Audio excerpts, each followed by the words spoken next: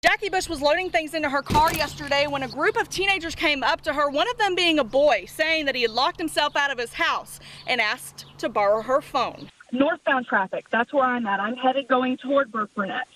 That is down to one lane right now. Chris and Ashley, the most recent abduction we saw happened earlier this week when 3 people were arrested at a Wichita Falls motel. Exciting time out here right now. We've got the MSU band playing behind me. Really excited. It's been a great day for Texoma. Yes, Chris, and there is a reason for this. Last month at the Board of Regents meeting, they found out that if they wanted to have the original plans of the new health sciences building, they were going to have to come up with about $7 million more. And so I'm actually joined with Judy Miller. Judy, you are one of the coordinators for Christmas on the Square. Yeah, the folks here at the VITA office have seen over 200 people since they opened their doors last week, and they tell me that that number is only going to grow. Party out here at Lake Wichita Park. You can kind of see behind me, look at this crowd, all enjoying the music out here.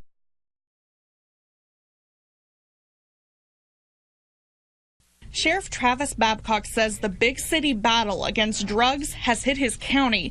He calls it a revolving door. We get the big guy, and there's somebody waiting in line just to step up and take his place. They do the math, and they just don't feel like they get secluded, and that's all they want to do. These days, it's cheaper to buy meth than to make it. Sheriff Babcock believes that has made the problem even worse. Distributed out through the Metroplex and the bigger cities to the smaller communities like Young County and Jack County and all the counties around. Donna Horton is the executive director of Turning Point, an organization in Graham that counsels people with drug addictions. She says rural areas see more drug cases because of the lack of resources. Most of them have no money. Most of them have no insurance. So I can get them to rehabs, but it's harder because they don't have anything. The department has worked on the streets and inside the jail to keep drugs out of Young County. It's a group effort between the sheriff's office, police departments, and drug counselors. Horton and Babcock have both seen kids, some as young as elementary students, get involved in drugs. I do go into the schools and try to talk with them, and I've had quite a few reach out for help since then. And that's always good, but for every one they get, there's so many that are still out there. Sheriff Babcock says the battle is never ending. We're fighting it, and we're going to continue fighting it. And Ashley, according to the Graham leader, 19 people total have been arrested after a state investigation into drug distribution. 12 of them were from Young County.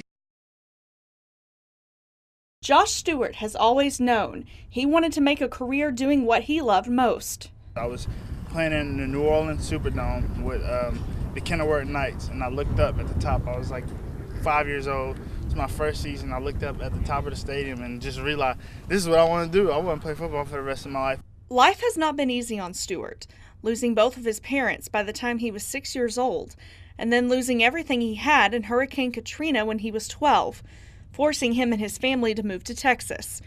One thing, however, stayed the same. Those things happened to me. It was like football was my getaway. Football is how I met friends. Football is how I learned how to be, a better man in life. The game took Stewart to college at Oklahoma State University and later to play professionally for the Tennessee Titans, something he had always wanted.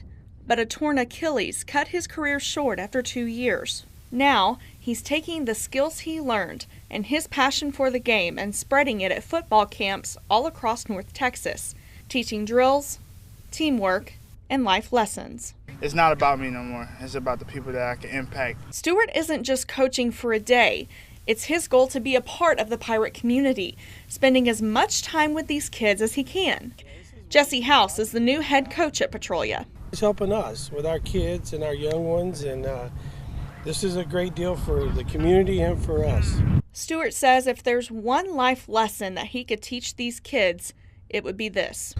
No matter what you want to do, that's all that matters. Don't worry about somebody else's input. You know what you want to do, so go for that. It's your life. Why not? In Petrolia, Sarah Hines, News Channel 6.